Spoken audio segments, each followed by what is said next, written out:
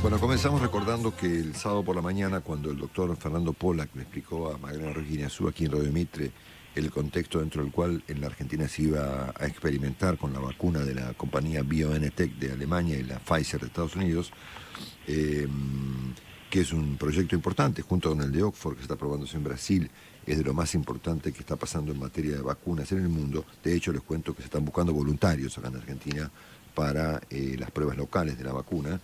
Y que el doctor Pollack, que es justamente el responsable de este proyecto, él hizo un comentario muy interesante, que lo quiero repetir, respecto del futuro de la pandemia, tanto en la Argentina como en el mundo. Y en un contexto de tanto alarmismo y de tantos cadáveres y de tantos comentarios, en muchos casos disparatados, hasta de la propia OMS, el doctor Pollack, con muchísimo criterio, presentó el siguiente pronóstico.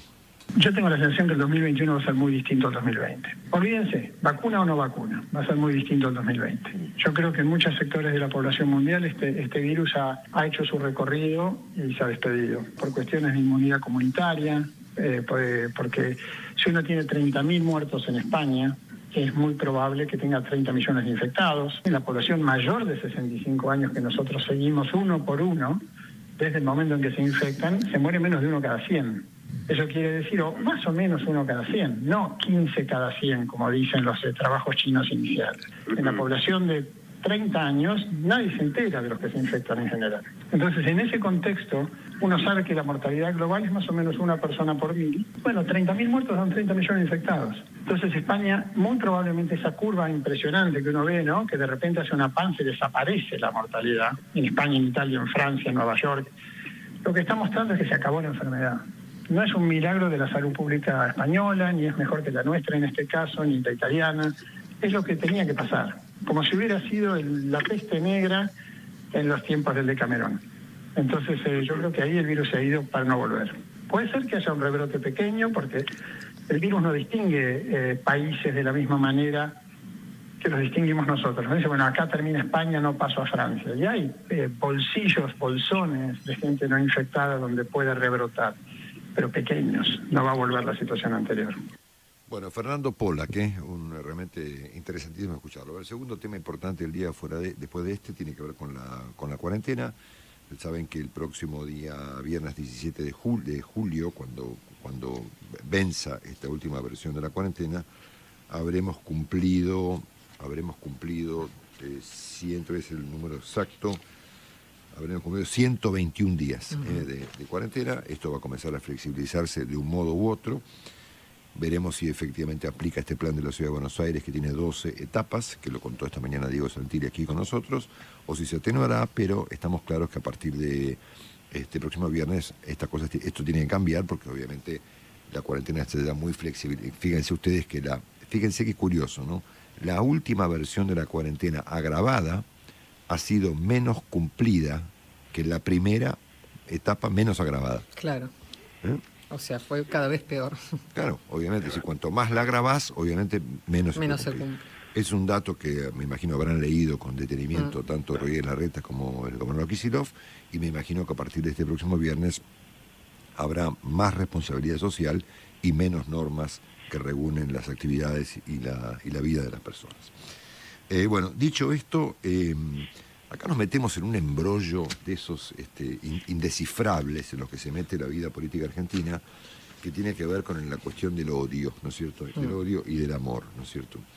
Como ustedes saben, la semana pasada el presidente Payo no sabe qué es lo que intentó presentar, si buscaba presentar una perspectiva más moderada de su gestión o a la inversa, tensar la grieta o la polarización, cuando dijo públicamente que él había llegado o había estado en el gobierno para justamente terminar con los odiadores seriales, ¿no? Lo dijo el día 9 de julio, y eso fue interpretado de muy diversas maneras, lo cual en primer lugar nos muestra lo inespecífico que es a veces tanto el presidente Fernández en particular como toda la política argentina para expresar una idea, ¿no?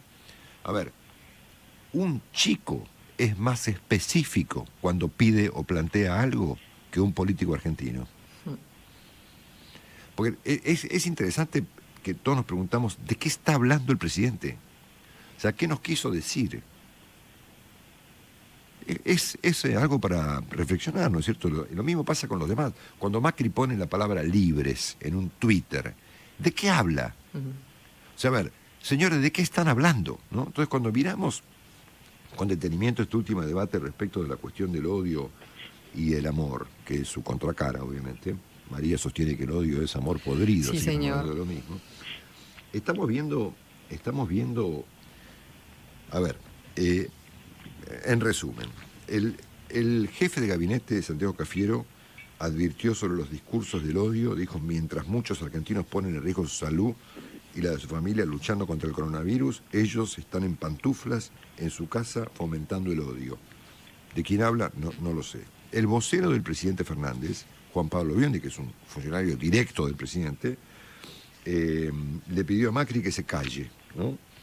Dijo, estamos libres de vos, dijo, efectivamente, y tu inutilidad que nos hubiera llevado a contar muertos de a miles dentro del país fundido que dejaste.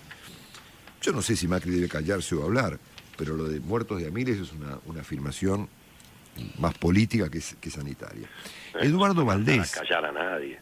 Bueno, Eduardo Valdés, que es el amigo del presidente, contabilizó los contagios en el Obelisco. Otra ¿sí? Que el doctor Kahn, ¿no es cierto? Dijo que fueron 62. ¿Pero cómo saben? Y qué sé yo cómo sabe, María, yo te cuento, ¿no es cierto? Dentro de los artículos que uno tiene que leer para entender qué es lo que piensa por lo menos parte del oficialismo, además de este artículo que comentábamos de Alfredo Zayat, se publicó un artículo muy interesante de un personaje equivalente a Zayat, tan importante como él, se llama Luis Bruchstein, que es un periodista de Página 12, que habló este fin de semana de que finalmente están todos con el mismo común denominador, ¿no? De odio y de violencia. O sea, el kirchnerismo imagina que del otro lado de ellos hay gente que está dispuesta al odio y a la violencia, ¿no es cierto? Habló debido habló, y dijo que con nuestros gestos amistosos estamos armando al mejor candidato de la derecha, Larreta, ¿no es cierto? Claro. Con quien hay que terminar, porque él es un enemigo, dijo, efectivamente. Bueno, son enemigos, no son nuestros aliados. Bueno, ha habido comentarios muy interesantes, el de Mónica Gutiérrez, escribió un artículo genial llamado ¿Quién odia a quién? En Infobae, lo propio hizo Nancy Pasos, hablando de Penélope Fernández, el presidente que teje y desteje, como Penélope, ¿no es cierto?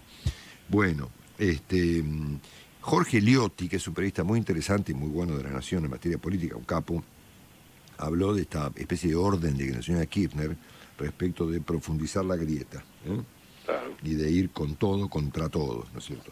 Esta idea del odio está inspirado en Maduro, ¿no es cierto?, que fue el impulsor incluso de una ley contra el odio que condena, de acuerdo a un informe muy extenso que publicó este fin de semana Infobae, que condena a 20 años de prisión a las personas que manifiesten odio, o que lo tengan en todo caso, ¿no? Ponele, Así que nos queda la duda de qué es lo que quiso decir el presidente cuando consagró como categorías políticas al odio y en todo caso al amor. Sobre este asunto hubo un reportaje muy interesante el sábado por la tarde en Radio Mitre de Laura Di Marco a Loris Sanata, que es un gran politólogo italiano, muy vigente, por supuesto, de lo más interesante que hoy tiene el mundo, por otra parte, que habló justamente de la idea del odio en la política. Lo escuchamos. El rol de un presidente en un sistema presidencialista debería ser el de reducir la polarización y no de acusar la oposición, que cumple con un rol democrático de oposición. Finalmente, ¿qué hace la oposición sino oponerse? Y no demonizarla o criminalizarla acusándola de ser, digamos así, un vehículo del odio. La categoría del amor y del odio no deberían ser las categorías de las políticas, son categorías morales, de los sentimientos, y fueron las categorías que prevalecieron en el debate y en el lenguaje público argentino en los años 60 y 70, que yo creo que nadie quiera replicar en la Argentina.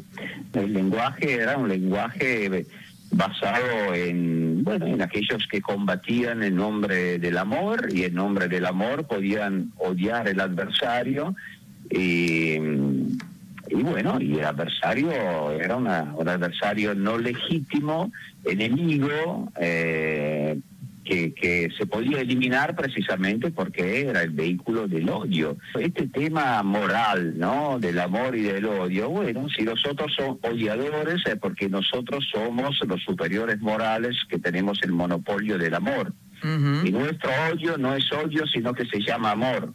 El odio es la otra cara del amor. No es una forma, esa es una forma proto-religiosa de vivir la política, que transforma la política en una guerra de religión, del bien contra el mal. Genial, ¿no? Bueno, este fin de semana se ha escrito de todo, que el amor, que el odio, que la polarización, que Macri, que Cristina, que el control político sobre las empresas, que la violencia que ocultan los tipos que están con las pantuflas. Todo un extravío, pero realmente asombroso, ¿no?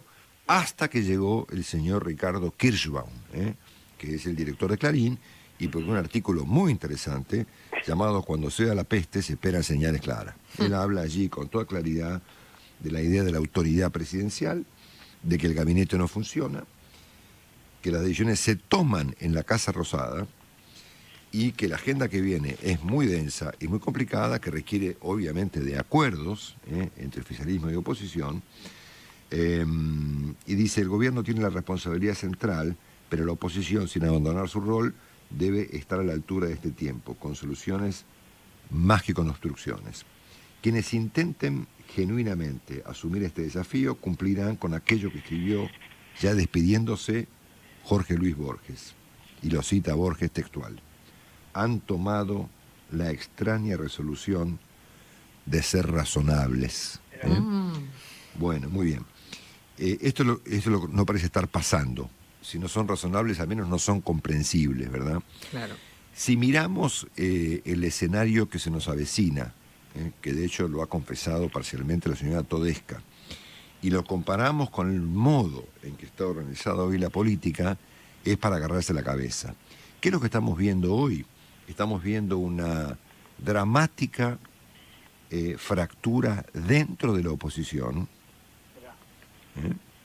entre el macrismo que no gobierna, digamos, Macri, Patricia Bullrich y otros exfuncionarios que tiran de la cuerda, digamos, y una responsabilidad y un planteo distinto de los que tienen responsabilidades ejecutivas, Larreta y los gobernadores. Hay una fractura visible que además esconde, por supuesto, una pelea por el liderazgo, los embrollos personales del presidente Macri y un conjunto de cuestiones que están irresueltas y que presentan una oposición fracturada que ni siquiera puede ir a hablar con el presidente hoy, ¿no es cierto? Y del lado del oficialismo estamos viendo lo mismo, una fractura agravada en las últimas horas entre la señora de Kirchner y el presidente Fernández, que está atrapado entre gurkas. Atrapado entre gurkas, entre los gurkas propios y los gurkas del otro lado, ¿no es cierto? Por eso me parece importante lo que subraya esta mañana, o ayer, perdón, Ricardo Kirchbaum, respecto de que finalmente aquí hay una cuestión de autoridad presidencial, ¿no? Cuando el presidente Fernández asumió la responsabilidad de hacerse cargo de la cuarentena y de la pandemia, la gente lo respaldó. Ahí hay un termómetro que podría eventualmente medir qué ocurriría si el presidente resuelve encarar un formato distinto para enfrentar la catástrofe que se nos viene encima a los argentinos.